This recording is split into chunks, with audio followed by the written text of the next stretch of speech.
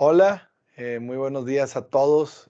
Con nosotros está Patrice Congard. Él nos va a dar este curso el día de hoy. Es un curso principalmente enfocado en una solución, bueno, en un formato de audio que él desarrolló, de cómo él cree que es la mejor manera y de cómo es la mejor manera de hacer un cine de alto desempeño para casa, ¿no? De igual manera, pues ha sido muy galardonado. Solamente el año pasado que no estuvieron, no ganaron el Best of Show, pero casi siempre lo gana, ¿no? Entonces, con ustedes les dejo a Patrice y vamos a cualquier duda que tengan y quieran preguntar en español, solamente pregunten y yo le pregunto a él en inglés y les traduzco o como ustedes prefieran, pero ahí en la invitación venía que va a estar impartido todo en inglés, pero igual pueden preguntar en español lo que quieran y yo les voy ayudando ahí. Okay, Patrice. Well, thank you very much. You can go Thank ahead you. and start. Hello to everybody. What I will be introducing to you today is what I call the Congard Code, which is a different approach to sound system design for home theaters. What we have on the agenda today is some design criteria, part 1. Part 2 is the perception of sound and the precedence criterion. Part 3, I say careful with room EQ, because room EQ can be very confusing. Although it's trendy, it's full of traps. Then another Like system. Star Wars. Yeah. It's a trap. Yeah. How to measure an equalizer system for first wave optimization. So at the same time, we'll see what is first wave versus secondary on other waves, subsequent waves. Left center right loudspeakers placement, obviously. Left center right loudspeakers design criteria. This is for me, really, because this is what I'm using as criteria when I start designing a loudspeaker. Then there is another trap which is called bass management. I'm sure you're familiar with that. There's a bass management function in any AV processor. Subwoofers placement is a big topic. It's a lot debated these days. And oops, sorry, I'm going too far. AV processor settings, how to combine it with bass management, and a short checklist to finish. So this is a kind of summary and reminder. Okay, so this is the agenda that we have looked at. I think that I don't need to introduce myself. Diego did that already in Spanish. Am I right? Yes, that is right. Good. So I don't need to go through that. Learning objectives. What we want to do today is learn the relation and relative importance, time domain, which is very important. You have to bear in mind that a sound is a deviation of the air pressure with respect to time and nothing else. So time domain is crucial. We will have a look at the measurement tools, and I don't know why, but the measurement tools that I recommend are not popular, are not widely used in the profession, although they are not more expensive. On the contrary, actually, they are not very expensive, but I haven't seen many custom installers using them, so that's a bit weird. Then loudspeaker positioning, there's a logic behind that. Criteria for front loudspeakers. What is a high performance sound system design? Equalization and checklist. So let's start with design criteria. Well, design criteria, basically a home theater system is the same system as a theater, or should be the same system as a theater, but fitting in a home room, so in a much smaller room. Okay, so how to do that is really crucial, because we need to keep exactly the same function and essentially the same feeling, the same perception of the movie. So this is a very important design criterion. Actually, we don't design sound systems for a TV. We are looking at sound systems that reproduce the real perception of what you hear and see in a cinema. In cinema, we call it cinema in English. It's theater in American English. A primary function of the movies is to create the suspension of disbelief. What is in this term suspension of disbelief is really that when you're sitting watching a movie, then you believe you are a part of the movie. You believe you are a real witness. That is when the suspension of disbelief is achieved. Now, if you are, say, sitting uncomfortably, if the temperature is too hot or too cold, if there is some people talking next to you, then the suspension of disbelief vanishes. But it also vanishes if the system installation and if the equipment and if all the hardware is not up to the job. So maintaining the suspension of disbelief is really essential to appreciate the show. Two consequences: the credibility of the perception. Okay, that is, if you want to believe or suspend the disbelief, it has to be credible. If it's not credible, you just laugh at it. It's not something that you want. Another thing is, when you hear someone, an actor, talking during a movie, and you see his image, well, the sound and the image must be coherent, like if it was a real life actor.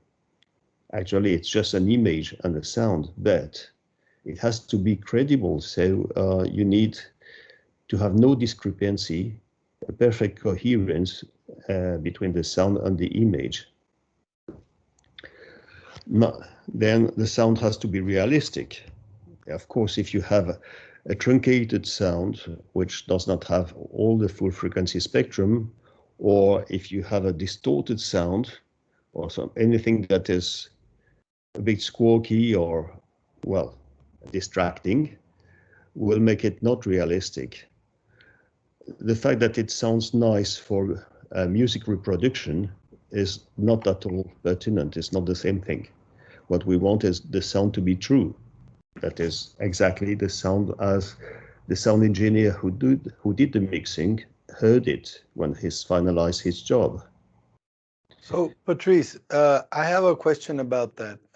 What would be the main difference between the sound of how it should be musical? Like if you have a 2-channel system and then a cinema system, what would be the biggest difference between, or what are you looking for when you're trying to listen to something that's, is it within the precision, or is it, what would be the biggest difference? The biggest difference is the dynamic, really. Okay. I think that to make a recorded soundtrack, for instance, a CD or whatever, or something you download on the internet, but I mean, if you are playing some recorded music, you don't need that much dynamic.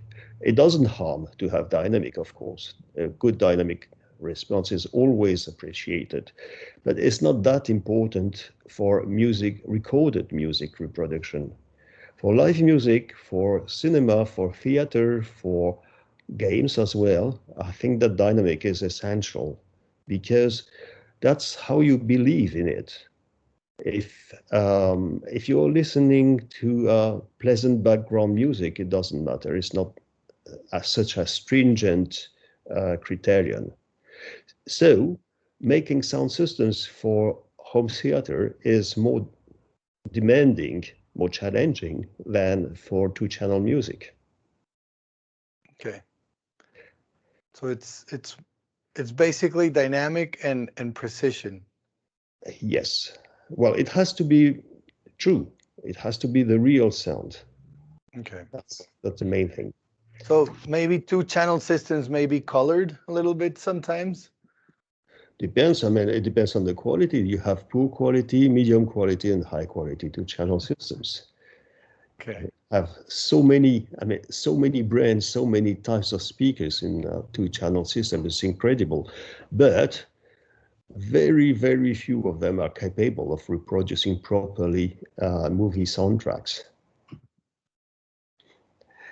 And then there is another request, the last one, that in a proper theater, it's not for one seat only. If it is acceptable for two-channel listening, I mean, when you're watching a movie, you want to watch a movie with friends, family, whoever, and it's not you alone. So you need to have a coherent response throughout the whole audience. Everybody in the room needs to hear the same thing. Very good. All right, so let's go to how we perceive the sound, because of course we want it to be credible, but this is related to how we perceive it. One thing which is essential is the origin of sound, where it comes from. And this is something that we define by the precedence effect mainly. Well, loudness is important too, but the main thing is precedence effect. That is typically when you have a sounding object, something in real life, like a dog barking, for instance, or a car horning or something like that, you immediately find where it comes from. And the reason is that the ear is trained to perceive and to qualify what is the first sound wave versus the multiple reflections that are bouncing off the boundaries or furniture, walls, whatever, but because all these reflections come later. So the wave that reaches your ears first is considered as the one generated by the sounding object. And that's why the brain perceives it as more important.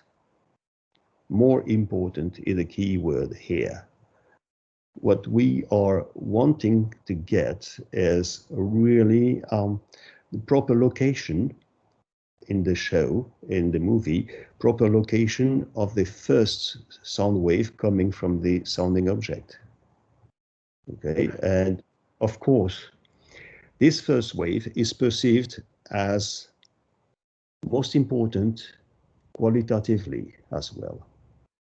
What I mean by that is that if the first wave is colored, for instance, or distorted or whatever, that's what the brain will detect before analyzing what's happening with reflections. Okay. So basically it's a survival effect. Like you're looking for where it comes from. Yes. And So, you've been wired for millions of years or thousands of years as a human to figure out where it's coming from, because that's how you survive. absolutely. You're absolutely right on this. I mean, I think that most mammals are built like that, and they can detect the origin of sound because it can mean food or danger in the prehistoric times. That is true. So we are Food or death. yes. So today, um, our brain gives the priority to the first wave of sound that reaches our ears. And all the reflections are considered as additional environmental information, but they are not the characteristics of the sounding object itself. So the problem is that typically sound measurement system do not take into account this precedent effect. They put everything on the same level. And that's where things are becoming sometimes really weird, because there can be a discrepancy between the measurement of sound frequency response, for instance, or any type of response, and what we really perceive, because the measurement instrument mixes it all. So would this be the Fletcher-Munson curve, or because we perceive very different than an RTA analyzer, or what exactly is what you're trying to convey here? Well, what exactly I'm trying to convey is that sometimes, well, I'm going a little fast forward, but okay. Sometimes the spectrum analyzers do not give a precise idea of how the system would sound like, and can mislead you by doing some EQs that are not pertinent. Okay. Okay. Very but well. More of this a bit later. Okay. Here you can see the image of representation of a sound. You have the amplitude on the vertical scale and the time on the horizontal scale. As you see, it's totally incoherent. It does vary with time, but in a way which is perfectly random. Now, the next slide is a frequency response. Now, if I have, let's say, a frequency response that is perfectly flat, the whole spectrum for the first wave of sound that is that I receive, which is the case, for instance, in nature. I mean, in nature, in open air, there's no filter, there's no item, there's no response of a sound system.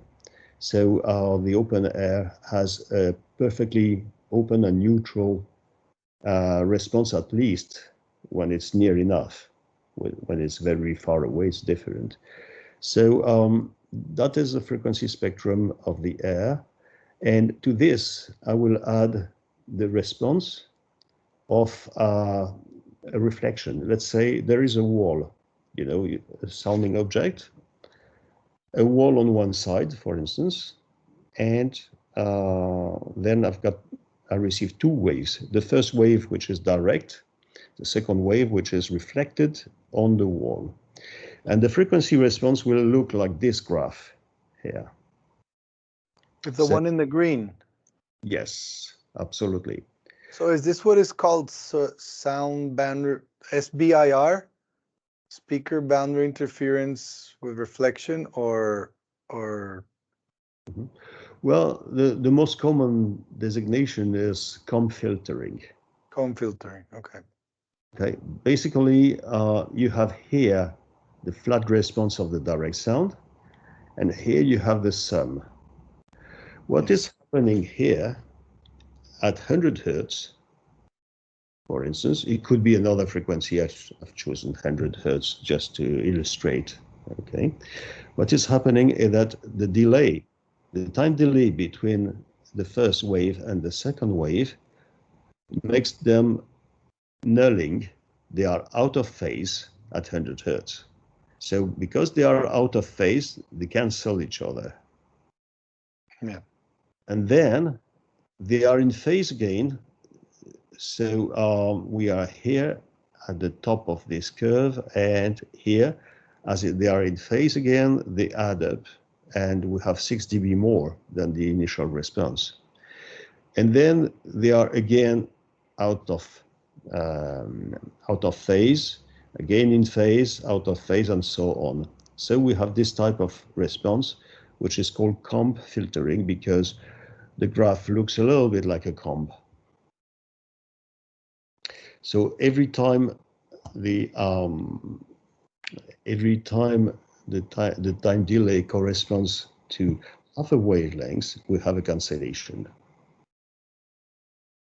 So I thought that the most important is when your distance is a fourth of the wavelength, because that means it goes a fourth to the wall and a fourth back to the main source.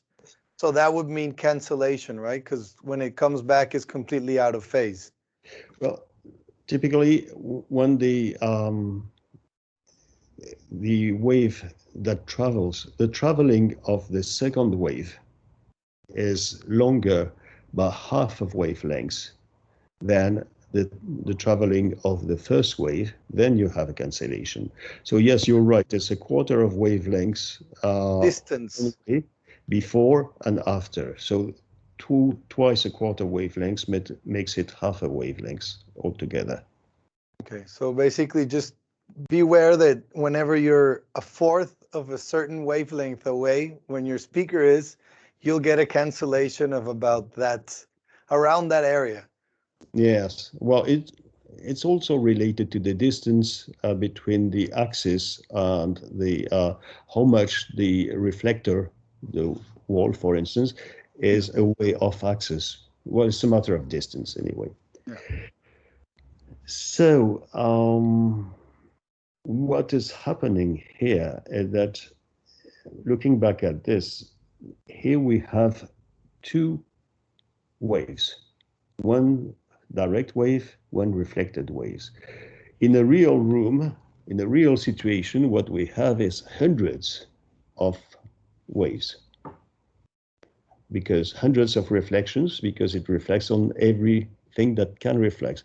And it's not a pure reflection, because actually the wave travels a little bit longer, the reflected wave, so its level has decreased a little bit, and then it adds up with other reflections, so it builds up a strange frequency response. And here comes this story of room modes, which is basically an addition of multiple reflections with multiple cancellations and multiple positive additions. So it creates peaks and nodes and a completely erratic response. Now, do we want to do room EQ?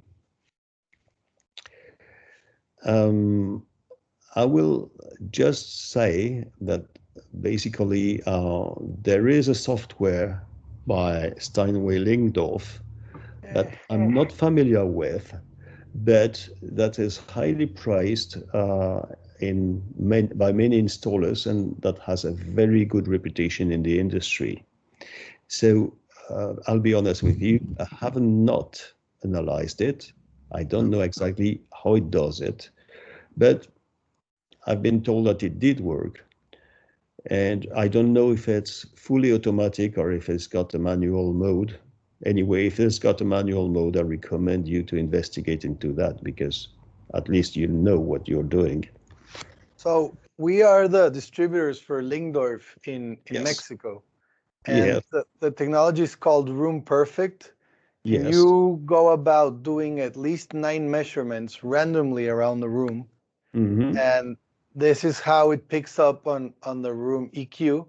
And it tries to do some sort of balancing act. And then you can go in, it does its own configuration, and you can modify it. So Mm-hmm. you can go in and still tweak it. Yes. Okay. But That's basically what it is. Yes. Well, the problem that we have with most of these EQ softwares and room EQ is that, first of all, you are EQing for something that you have measured at one spot, and then you average it with what you measure at another spot, and so on. And the problem is what you measure, these measurements at each spot are not necessarily coherent.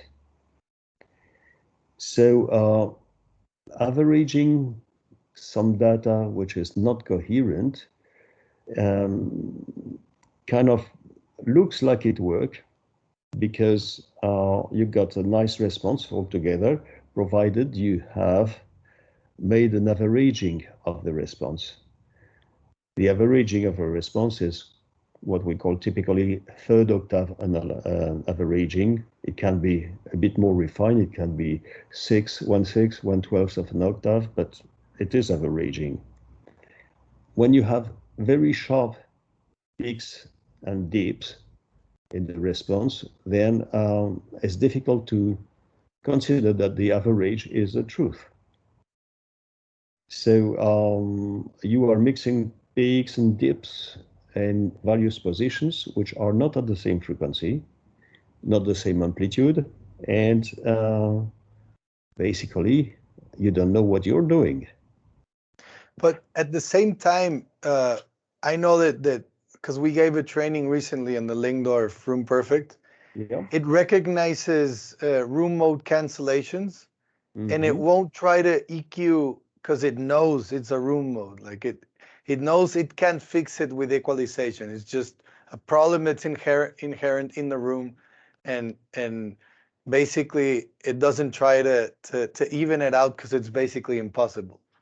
That is why I say maybe because I haven't tried this system, but this might be why it does work. Most of the room EQ softwares do not do that, and the result is pretty awful because what they end up doing is modifying the frequency response of the first wave that you perceive. I have seen a little bit earlier that the first wave is what you perceive as the most important characteristics of the music of the program. Okay, so if you just modify this frequency response, then you are likely to bring some coloration to the sound, which is of course not something that you want. And then you got a nice response displayed on your measurement instrument because you have compensated for some reflections that, by the way, are coming later. Sometimes even it can happen that the effect that you are correcting has disappeared. It has not disappeared yet. Actually, you are correcting ahead in time. That is, you are correcting before the wave reaches you, and the actual reflection that you are compensating comes after. So in the time domain, it misses each other. Okay. So it is very, very delicate to do some room EQ, which has nothing to do with speakers or system EQ. When you equalize a speaker, you can do that. It is recommended, actually, because what you are doing is really improving the linearity of the sound system to provide a first wave that is absolutely sound transparent. So that's something to go for. But equalizing for a room means equalizing the reflections of the room. And as I said, it can be a trap. Okay. Sure. One thing that I would recommend anyway is on some softwares, you can give a priority to certain positions of the microphone versus some other positions. One thing that you can do is to put the microphones not too far away from the speakers, so that you give a decent priority to the first wave versus the reflections, just because the first wave is a bit louder than the reflections. So you're kind of more in a safe situation when you are equalizing at the same time the sound system with a priority, and a second time the room with a lower level of priority. And also you have to be very, very careful not to place the microphone, a measurement microphone, on a leather seat, because a leather seat is a reflector, and the reflection is very short, is very near to the direct wave, so it's still quite loud. So what you are so would you recommend, like, if I'm going to sit in a certain area, to remove the seat and measure without the seat there, or what would be the recommendation?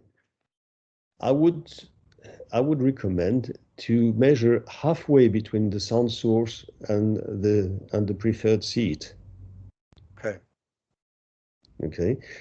At the preferred seat, you will give too much importance to the reflections. Okay. So you would not be equalizing the primary sound. You would be equalizing the room itself. Yes. Well, you know, I don't like the idea, the existence of a primary seat, because this means that all the other people in the audience will receive something that is not controlled. Yeah. Okay. By the way, the primary seat is something, the concept is derived from two-channel audio. It's not, you don't have that in commercial theaters. No. Okay. I mean, people are paying for their ticket in a commercial theater, you know. They wouldn't like that there is only one primary seat and it's not theirs. So in Mexico, we also use the word cinema, but we use an abbreviation. We call it cine. Like when you go to the movies, like, oh, I'm going to go to the cine. All right. So if you say home cinema, we understand completely. Okay, I will continue with home cinema then instead of theater. Yeah. Brilliant. So now what we want to do is to get the first wave as good as possible. And to do that, we need to isolate it from its reflections. And for this, I think that you need a proper measurement instrument, which is not an RTA analyzer at all. It's not a third octave analyzer. You need to have something, a device which provides a time-dependent measurement. So what it does is you measure the impulse response, not the frequency response, but the impulse response first. And then you have electronically, you open a window just when you see that the graph is rising, which is representing the sound pressure level going up. And then it goes down, decays. And then you can see that it rises again suddenly. And this is the first reflection. So what you do is you shut the time window before the first reflection electronically. And what you are left with is the impulse response of the system without reflections. And then the system computes the frequency response, the phase response. You can have a waterfall plot. You can have various things with that once you have measured the impulse. Okay. The systems that do it, for instance, you have they are the MLSSA systems, which are, I think, the most versatile and the most adapted. A few brands are providing it. I personally use the Clio system because it's very user-friendly. It's simple, it's cheap, and it's portable. You have also the DRA labs, but this is a bit inconvenient because you need a desktop instead of a laptop, so it's a bit tricky sometimes. So what you need to do once you have your measurement system, the MLSSR, you need to adjust the window settings, the microphone distance, and then you leave the room measurements that you can find. You can get the room measurements as well with the Clio system, for instance, if you leave the time window completely open. If you don't close it, you will see all the reflections. So you can isolate the reflections. You can just discard them, keep some of them. You can do what you want. So I strongly recommend all the installers to investigate that type of measurement, although I'm pretty sure that only the most tech-savvy ones will do it.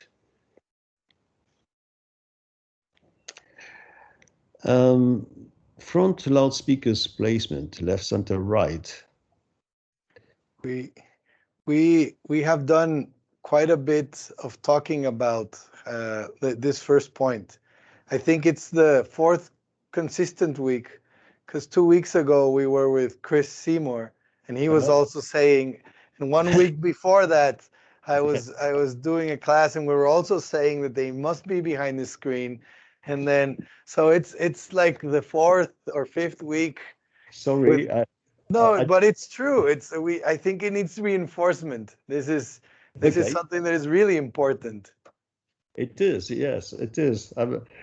I'm sorry that I'm adding another layer to it, but yes, left, center, right must be inside the image. Otherwise, it's just weird. It doesn't work. Yeah. Okay. Well, I think that I will not go through this again, because this is something that you know the arguments already. Right? Yeah. Well, now there is something which can be investigated, which is the exception. The sound can be reflecting on a screen to provide that is coming from the screen. But this is only if the sound is very directive, because otherwise you will hear the sound, the direct sound that will have a precedence coming from the speaker. So that's not good. It has to be all the sound going to the screen and reflecting back. That can work, but it's only with super directivity. So I was watching a video yesterday of a person called Matthew Pose and Dunn. His name is Don and his last name is Dunn. And they work with audioholics. And then Yes. and I saw a video that I think it went on for like an hour and 15 minutes on just this. And basically is because there's a probability that in the future we might have huge micro LED screens in cinemas and home cinemas, because Yes. it might be something that someone wants to have in their home, or they want to have it in professional cinemas. And all these technologies about how JBL and many big brands have been trying to bounce sound off, and the key is the directivity of the speaker, of how much you can control the dispersion, because most speakers tend to disperse around 180 degrees, and you might listen to the speaker before you listen to the reflection, and this time you want to listen to the reflection first. So it makes it that much more complicated. Yes, I know. And not only I've been seriously investigating that, but I have a US and a European patent on a system that I have derived from this. Oh, wow. You can see it on the UFO page of my website.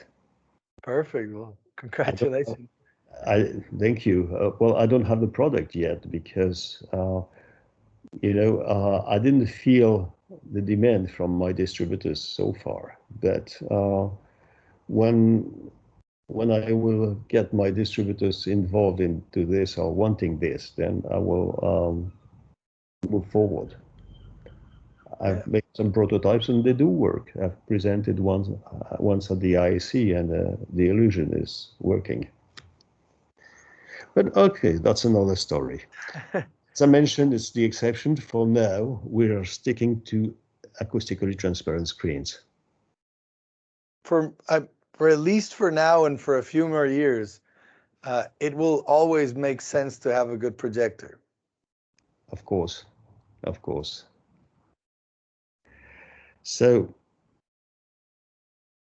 now we are going into left, center, right loudspeakers design. Well, the thing is, as I mentioned earlier, you need a good dynamic range to provide the suspension of disbelief of the cinema soundtrack. So, well, the speakers must be capable of being louder than typical hi-fi speaker, a lot louder. Okay, so to achieve that, you need to get power handling and sensitivity. It never harms when you are looking for 105 dB. If you have a speaker that can provide 110, 115, there's nothing wrong with it. Okay, just don't turn up the volume, but I mean, that's it. So, this is also something that we gave a training a few weeks back, where usually for THX, which is a whole set of rules and standards and something, they ask you to set at 85 and have headroom of 20 dBs. So your speakers must perform at the complete listening position at least 105 dBs. And that means that if you have a speaker that is 110, it can't be more than what would be like 2 meters away from you. No, wait a minute. What is recommended is a available level of 105 dB at the seating position, not at 1 meter. Yes, but if it's at 2 meters, then you lose 6 dB, and exactly. it's a speaker that reproduces 110, so you're at 104. So you're 1 dB off, and then if you move to 4, then you're at 99 dB. Yeah, there's 12 dB there, 12 dB loss. Okay, so yes, you're absolutely right. So you need power and sensitivity to reach the level. Okay. Needless to say, this creates some issues with dome tweeters. Dome tweeters, I mean, are not designed for providing such sound pressure levels. Finally, there is something interesting in limiting the range of the loudspeakers, because first of all, speakers are directive only in mid and high frequencies. So if you have a limited range loudspeaker, for instance, I'm telling you a little bit ahead of the next presentation, but the speakers I am manufacturing are limited down to 100 Hertz, and below frequency lower than 100 Hertz are reproduced by a subwoofer. The advantages are first, ergonomic. The small size allows to locate easily the speaker behind the screen. If you have a huge speaker behind the screen, then you need to bring the screen a lot more forward in the room. It takes some space. It's bulky, it's not easy to install. So you're much better off with a small speaker. So the recommendation from an acoustically transparent screen is at least 25 centimeters, right? From the speaker to the screen? No. How much? Well, I recommend with screen excellence, I recommend 2 centimeters. Oh, okay. With the woven. Yes, because they are woven, they are not perforated. Okay. That's essential. Not only that, but I mean, woven screen have a much better acoustic transparency whatsoever. It's much more linear in response. It does not reflect some parts of the wave back to the wall or back to the speaker's front either, which is another advantage. So it only has advantages over the perforated speakers, perforated screens, sorry. Perforated screens. The other thing is, it's interesting to have small speakers because you have smaller cone excursions. When you have big boxes, the worst is small drive units in big boxes, then the cone moves a lot, and this provides distortion eventually. So when you make smaller boxes, then the cone is well maintained and does not travel too much. So reduce distortion. Then when you separate the bass from the main speakers, then you can position the bass to optimize it. Whereas when you have the bass at the same place as, well, in the same speaker, you have to get them in the proper position for sound and image coherence. So the criteria might be conflicting.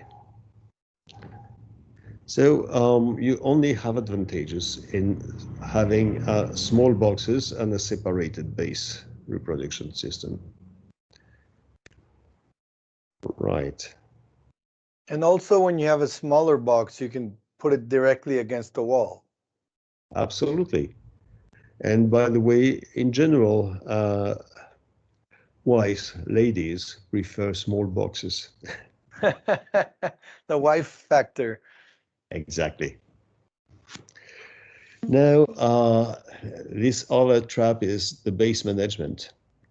Bass management is far from stupid. I mean, it's quite a smart way to approach the market.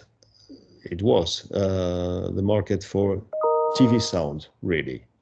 Basically, you have a small box that makes boom boom, okay, the subwoofer, and tiny speakers you place everywhere around the TV set, and voila, just plug it in and it does some kind of work. It does some kind of bass, which is pretty good for the size of the whole system.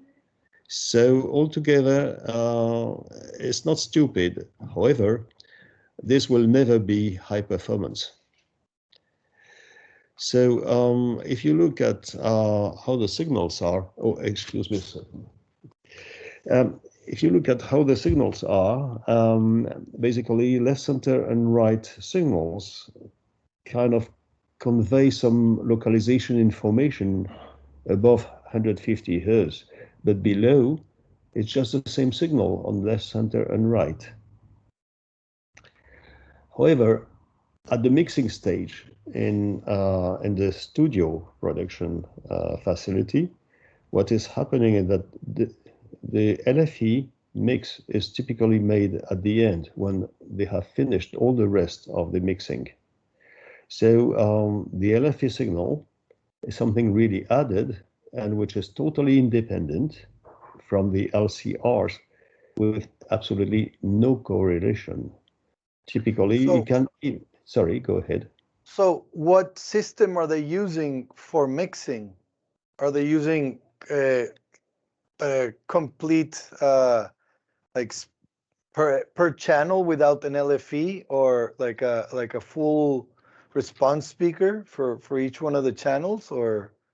Yes, exactly. I mean, for the in the studio mixing, it's exactly like a commercial cinema cut in two pieces. That is, they just take a commercial cinema, chop it in two parts, and cancel the rear, because the rear is the audience. They put the console, the mixing console, where it would be the first row of the audience, typically. So it's not as deep as a commercial cinema, but it's got a full-scale system, which is exactly the same. Typically, two 15-inch drivers bi-amping with a 2-inch compression driver, a large constant directivity horn, a typical cinema system. Okay, so that is a all frequency responding channel. Absolutely, absolutely, yes. It's a layout of a cinema. Okay. So what is happening is that at the mixing stage, you can have the sound for the LFE channel mixed not the same day, not at the same time, and sometimes not even in the same location as the LCR. So there's absolutely no coherence. And when you add signals without coherence, well, eventually you got phase issues and phase cancellations in the result, in the addition of the two signals. And these phase cancellations are completely random with respect to time, with respect to frequency. So you don't know what is happening, but what is happening is that you have cancellations, and cancellations at the signal level that cannot be predicted. Now you can make things worse, and it is highly recommended these days. It's really trendy. Is you use base management, so you mix LFE with LCR, and you locate some subwoofers behind the audience, some subwoofers in the front of the audience, and some others at the sides of the audience. All this mixes without coherence, with differences from seat to seat, and you get absolutely out of control. And of course, people championing this have a good argument. They say, okay, look at the measurement, how it looks good. Yes, it looks good because they average everything. And with a nice averaging, like a third octave or even a 1 octave averaging, then proper EQ, and they got a fantastic curve, very nice looking. But the sound does not correspond to the curve. That's a problem. Yeah. So what I recommend is to stick with Dolby and DTS specifications.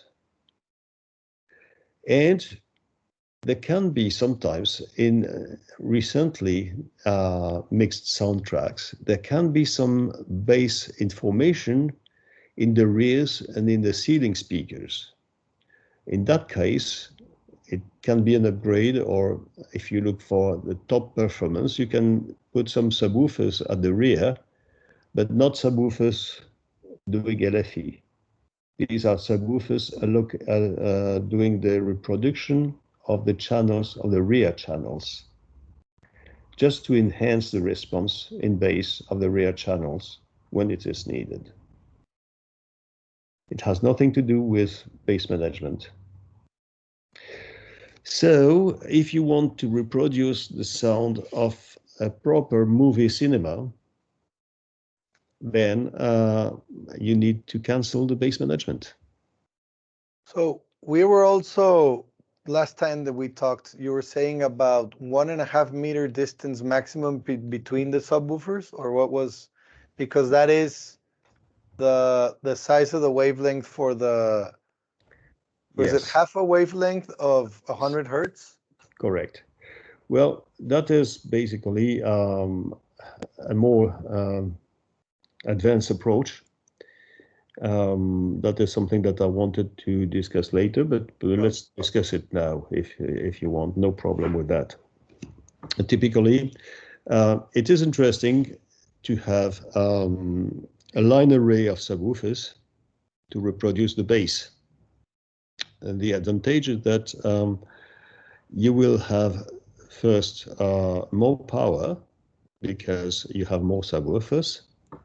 And the other advantage is that you have a sound source which has the complete width of the array and the complete width of the room if it's spaced within 1.7 meters, because within 1.7 meters below 100 hertz, the 2, 3, 4, 5, 10 subwoofers will behave like a single one, a bigger one. So you will have a single source which has the shape of a line across the width of the room. Of course, this array you should put it in line and below the screen typically. That's the ideal position. And then you will not have any room mode in the width direction. So out of 3 dimensions of a room mode, you are canceling just one, which is always good to have. Okay. Right, next, let's move forward. So subwoofer location. I think that, oh yeah, there we go. Yeah, well, you don't need the same positioning for LFE or bass extension. For LFE, you want to put them, typically I recommend in the corners where they will have the maximum level. Bass extension, they shouldn't be too far away from the LCR speakers, because you may have some phase problem at the crossover frequency if it's too far away. So you want the bass extension subwoofers to be near at least the center channel. Well, for LFE, you have 2 possibilities. One is to do exactly the same thing, that is reproducing a line array, but this is a bit expensive, I would say, because it requires, depending on the size of the room, it can require many subwoofers. Or you can put 2 big subwoofers in the 2 corners next to the screen. That works quite nicely too. Well, as I mentioned, bass extension, you put it below the screen, if possible in the line array, if you have many small subwoofers. You can use a rear subwoofer for bass extension. You have to be careful with time alignment. Again, the Clio measurement system helps you to adjust the time alignment because you can see exactly where the waves start and you can adjust your DSP. Oh, I forgot one step. For crossing over between a bass extension and a small limited range speaker, you need a crossover, and preferably a digital crossover with DSP, because this DSP can help you to adjust the time delays, to do some speaker equalization, and well, it's quite versatile. So you need to do proper time alignment when you cross over a subwoofer with a wide range or with a limited range speaker. So, for example, if we have a room that's 10 meters wide, which is a big room. Yes. If that's how wide it is, you're talking about a line array of 4 subwoofers? 4 times 1.7 is not enough. You need 5 subwoofers. I don't. Okay, so 5 times 1.7, it's 8.5. So you need 6 subwoofers. Yeah. And that is a very big room. Yes, that's a very big room. 10 meters wide is a big room. Okay, and each one of those subwoofers needs to have, do they act as do they play the same exact signal, or do each one of them have a different time alignment, or how does it work? They receive exactly the same signal. Okay, so they act as one. Yes, they are. It's aligned. They must be considered as one single subwoofer. So yeah, so completely, you whatever problems you might have on the width of the room, it's completely handled. Absolutely. Yep. Okay. So I think that we have seen what is on this slide. Processor settings, processor or receiver, whatever. You need to discard bus management. So discarding bus management is very simple. You go to speakers configuration, and then you set them as large or full range. And that's it. Yes. For limited range and bus extension, as I mentioned already, you need a crossover. Okay. Then for the coherence between the sound and the image, then typically you have the coherence of localization if your speakers are behind an acoustically transparent screen, but now you need the time coherence, and for this you need to adjust the lip sync. The lip sync is pretty easy. You typically on most AV processors you have a lip sync adjustment. The processing of the video is generally longer. The digital processing of the video is longer, so you have to add a delay to the signal of the sound. You do that, it's displayed in milliseconds, and you can adjust it with a simple tool, a lip sync tool that you can download from our website. It's not a problem. Oh, by the way, it's on the Screen Excellence website, not on the Audio Excellence website, the European one. So with this download, you have a sort of a file that provides you with clicks and flashes, clicks in sound and flashes of light, and you just move around the lip sync value so that they come together. And once it's done, then your processor is set. The distance or delay settings for LCR, surround, and ceiling. So this is something a bit unusual than doing, because most AV processors are calibrated for a distance of a primary seat. And I'm not very happy with the concept of primary seat, as I mentioned before. So what I'm doing is very simple. I do a reference, let's say reference seat, where I adjust the LCR distances, the LFE distances, but for the surround, I look at the distances that would be suggested by the manual of the processor manufacturer, and I'd add up 15 milliseconds to it. What does it do? Adding 15 milliseconds to the signals in the surround makes sure that the LCR sound will come first. So it gives the spaciousness of a real cinema, and it widens the correct setting for the audience. You have a correct setting not for one seat, but for many seats.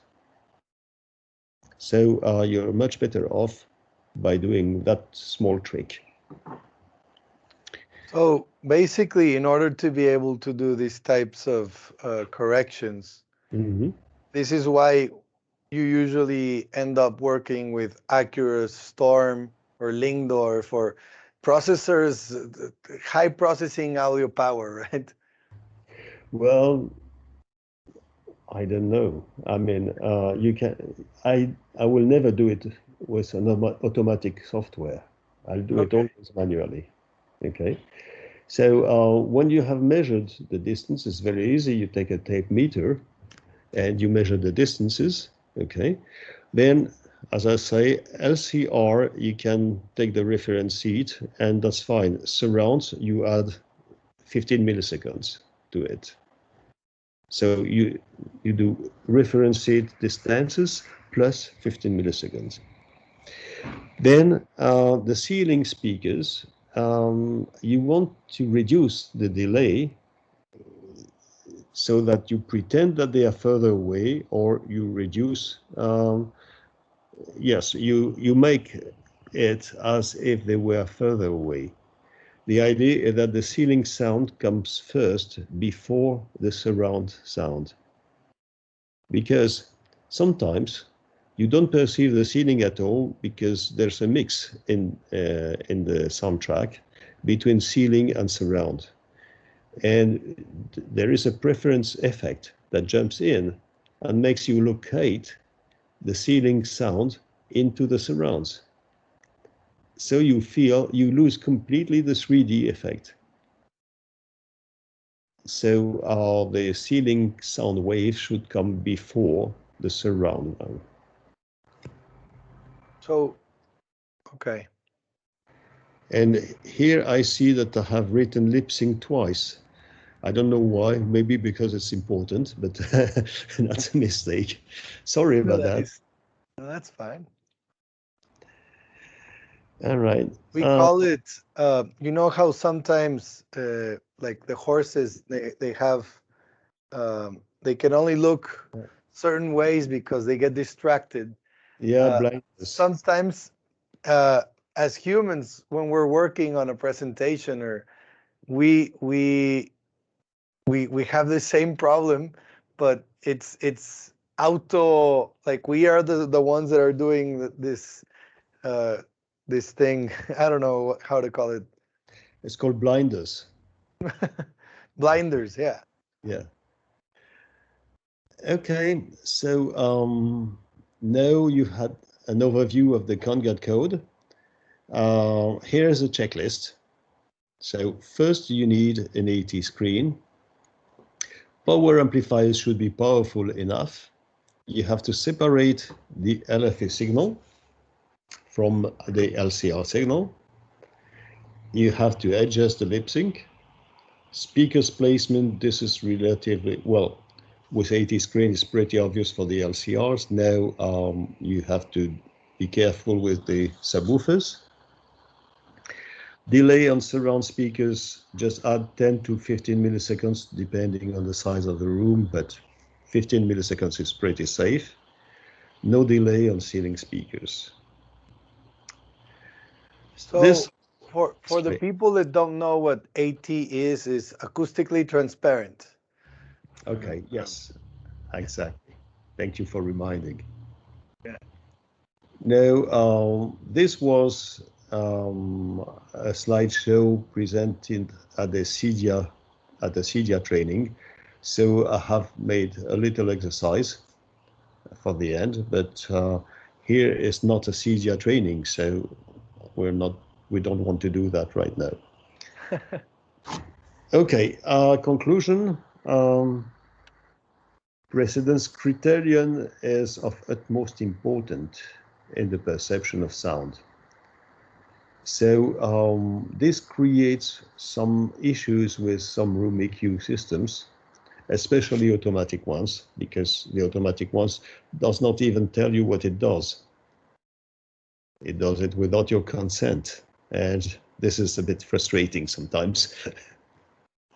Yeah. But again, I will not want to question the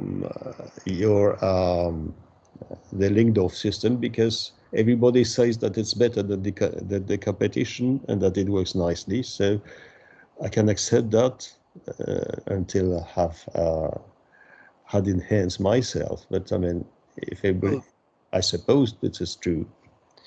So maybe soon enough we can have a test with audio excellence and the Lingdorf and see how it works. Oh, well, you can always have a defeat position. You can make on, off, and compare. And I will be absolutely delighted if it works better with the Lingdorf, because in that case, I will wholeheartedly recommend it.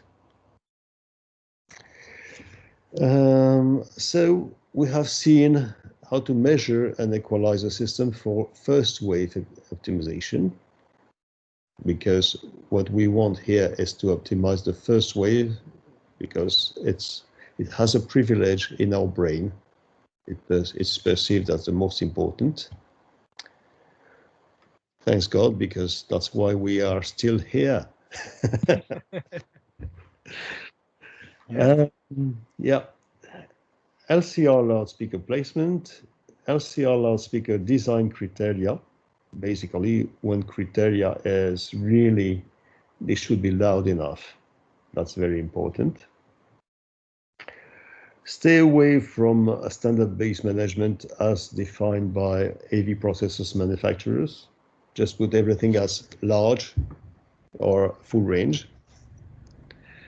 We need a proper subwoofer placement. We have seen what were the recommended AV processor settings. And this is it. Now, how about questions? I have a question. Shoot. So if we set all the speakers for large, and we have speakers in surround back, and ceiling that don't reproduce below 100 hertz, does that go and be reproduced by the LFE that's in front? Or you were saying something about having also subwoofers in the back, but what would be their purpose? Well, yes. The purpose of a subwoofer in the back is to reproduce the low frequencies of the small seating and surround speakers. That's because when I first launched the Audio Excellence brand, it was a few years ago, then there was typically no bass information in the surrounds or in the ceilings channels. Now, sound engineers have found that it was fun to put some bass in the rears and in the ceiling. It has changed this, so we need more speakers, more expensive systems to add some subwoofers and some bi-amping in the rear. And there are some in Dolby Theater specifications, it's very explicitly described how to do subwoofers for improving the low frequency response of rear speakers. And this has nothing, it's completely independent, it's not bass management. It's really providing low frequencies for the surround sound. Okay.